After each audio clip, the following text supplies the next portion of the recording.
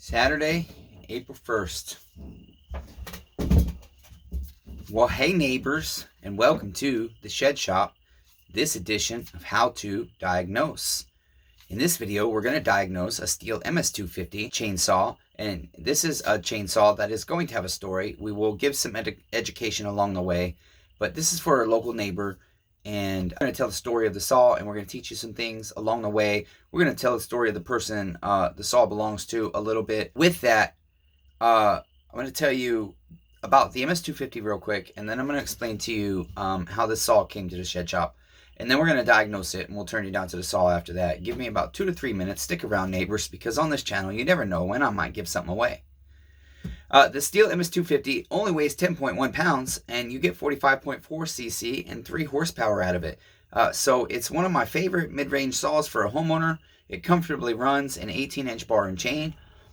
You can run a 14, 16, or 18 on it, but I think it comfortably runs an 18. It typically comes with a .325 pitch bar and chain, although it does have some 3/8 setups. And it has a 15.9 ounce fuel capacity, and these things will run on hours, idling hours and hours and hours on one tank of fuel. So they're very fuel efficient. This MS250 is for a neighbor named Jeff. And Jeff is a neighbor that messaged me on Facebook. And I tell all my neighbors that contact me on Facebook, if you haven't seen the BooTube, you got to come see that I'm going crazy in front of the world. And you have to decide whether you want to bring me your chin or not. And Jeff hadn't seen some of my harsh videos where I'm using some more vulgar language like "God damn it" and stuff. But I said it in front of him, and he chose to still leave his stuff here. Jeff is like me, has a bad back. It's kind of interesting. I have lots of neighbors coming that have bad backs. But he used to be a fireman, and I don't have all the details of Jeff's story compiled in my head. But basically, I sent Jeff a message, hey, you got to watch this, and then if you want to bring me your stuff, you can. And so Jeff showed up at the shed shop, brought his stuff over, and he's going to be the actual first official customer, neighbor customer, that brought his stuff to me after I sent them the message on the Facebook that they've got to view the boob tube first and make sure they still want to bring this crazy guy their stuff.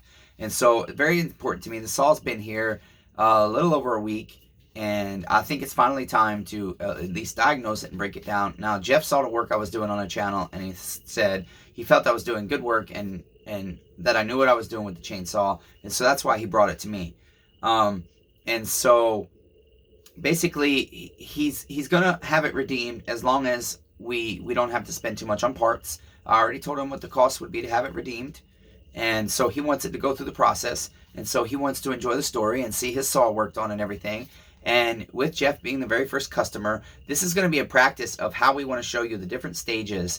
The playlists are going to have the neighbor's saw or a storyline, and then it'll have a diagnosis, it'll have a breakdown, it'll have a cleaning, confessions at the parts washer, and then a couple of other videos with that. Hopefully, the Lord will provide different things to give away with each saw that is actually a redemption for the channel. What I hope to have in the future, a redemption package that I offer.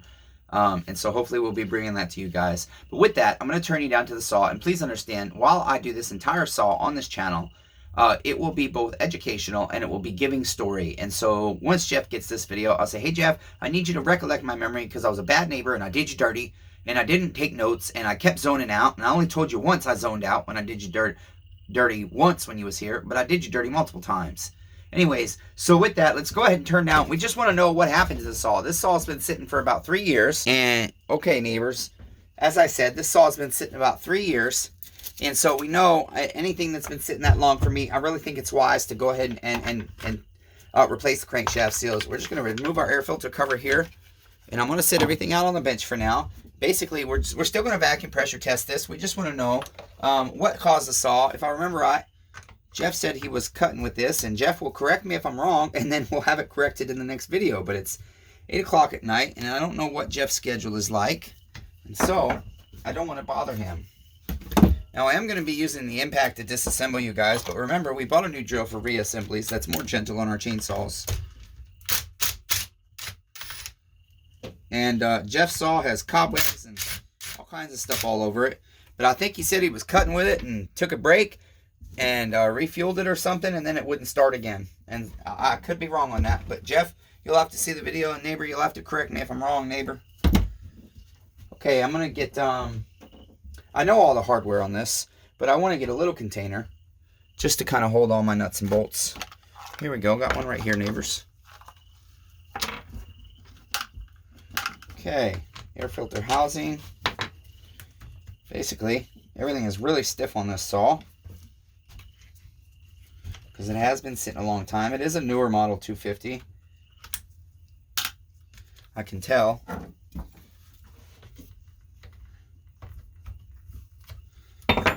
And so what I'm going to be doing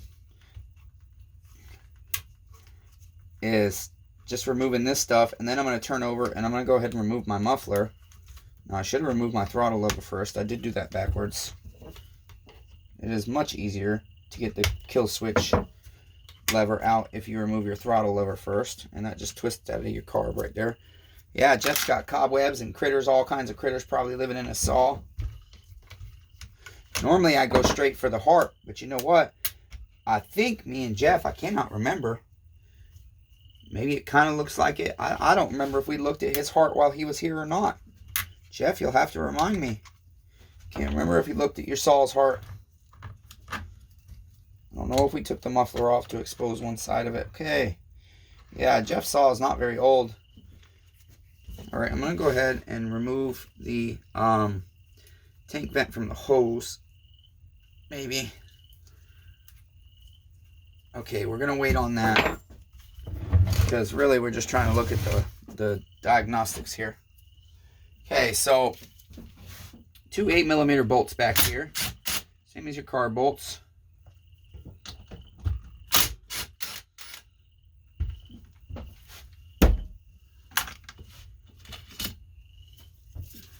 Okay, and then you'll have a heat shield back here. We want to go ahead and remove that and the gasket. So your gasket comes out first, neighbors. Okay, neighbor, just like that. And then you have a heat shield, neighbors. And if you haven't done this before, I recommend you kind of stack stuff the way it needs to go back on a chainsaw. Okay, and that will help you when you reassemble. I've done so many of these 250s and 025s. I usually don't need to do that. Okay, neighbor Jeff, I cannot remember. I do think we looked at the heart of the chainsaw while you were here, neighbor. But I can tell you, your chainsaw's heart, at least from this angle, does look good, neighbor. It looks like we have a good heart in this chainsaw, neighbor. Okay? Neighbors, this saw is very potentially redeemable without spending more money than the saw's value. Our heart on this side looks good. Okay, so now what we want to do, neighbors, is we're going to go ahead and vacuum pressure test this. Which simply means we're going to block off our muffler back there. We're going to put a flange back here. I think I have a flange to fit this. I cannot recall. And if we don't, we'll block it off and we'll put a flange, or we'll put a tool down in our spark plug port. But for now, I'm just going to pause you while I set this up. All I'm doing, neighbors, is I'm going to set my rubbers in. We got to keep the videos kind of short. Okay, neighbors, I'm just going to use this custom cut rubber that I have. I've got my muffler bolts on, and then I'll bolt my muffler on and just snug it up to seal it off. We're trying to block anywhere air can escape. Okay, neighbors, now all I'm going to do is use this specialty flange that I've gotten from a neighbor that works for Stihl as a dealer. He sometimes helps me get specialty tools. Neighbors, if you don't have this, you can easily go on Echo's website, and eventually in the future I will get you the part numbers and get you tools like this to go through the spark plug. I don't have my chainsaw one in here for some reason, but I'm sure it's hooked up to a saw right now somewhere, neighbors. So I'm just going to use my flange, and that will go ahead and block off my impulse hole back there and my intake boot. And oh boy, I don't have the sleeves, neighbors. I'm so sorry. I did you dirty. 1 second, neighbors. Okay, and instead of spending $10 or $12 on the collars I just use old wrist pins, neighbors, and they work great. And then I can just put my 2 carburetor bolts back on there, and we can vacuum pressure test Jeff's MS250. I was sitting here thinking about this saw, and I was trying to remember more of our conversation, me and Jeff. Jeff and I talked for a little while, and I was trying to practice some of my character flaws to do better at. I'm going to have to clean these threads, neighbors. We don't want to strip bolts.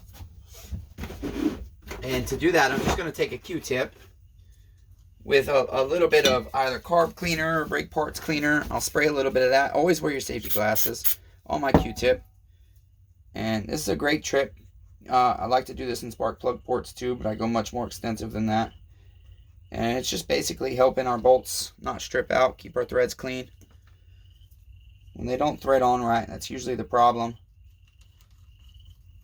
Okay, neighbors, it's still tight, so since we know our threads are clean, we're just going to go ahead and wrench it and see if it goes. Well, we'll do it carefully.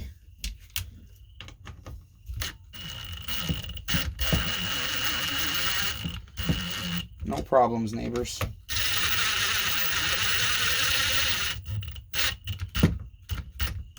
Okay, now I'm going to hand tighten those down, neighbors, because I need to feel how hard I'm going against that intake.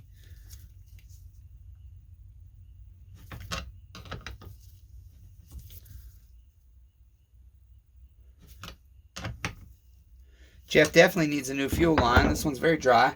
I looked at his tank vent. One redneck way, if you don't have the tools like I do to test your tank vent, one redneck way to test a tank vent like this is if you can blow air in, even though it's hard, but you can't. And don't do this with gas in your tank, please, because if it's bad, you might get nasty gas in your mouth. You can suck air.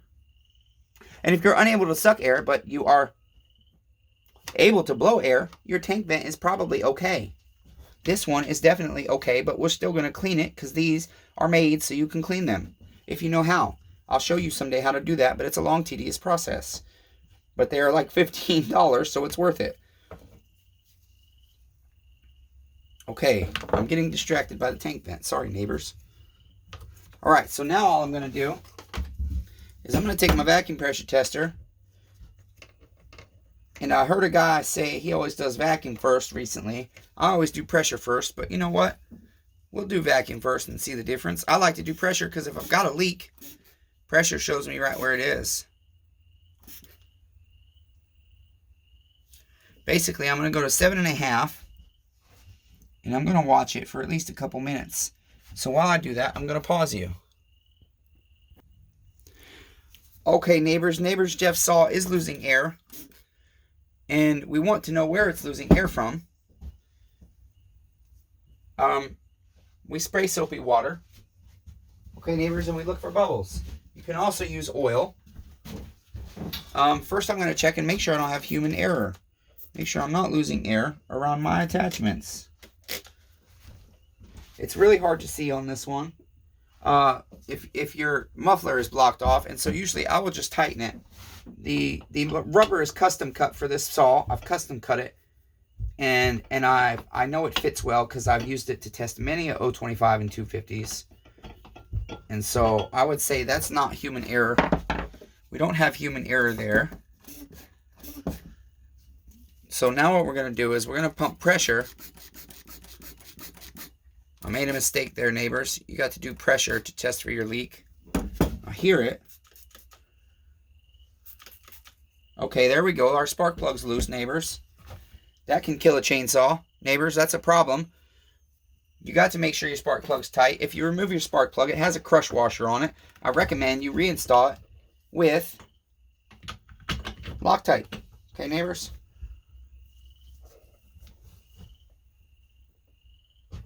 So now that we've tightened that, let's go ahead and pressurize again to 7.5.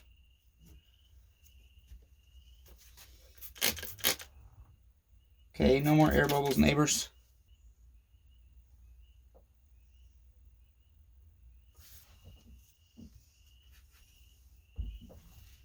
Oh, shoot, neighbors, I didn't realize you were still with me. Huh, I guess I'm going to cut all that long minute out there, huh, neighbors? It's quiet. Well, I'm just watching the gauge here, neighbors. And I see just a small amount of leak down, but not enough to concern me.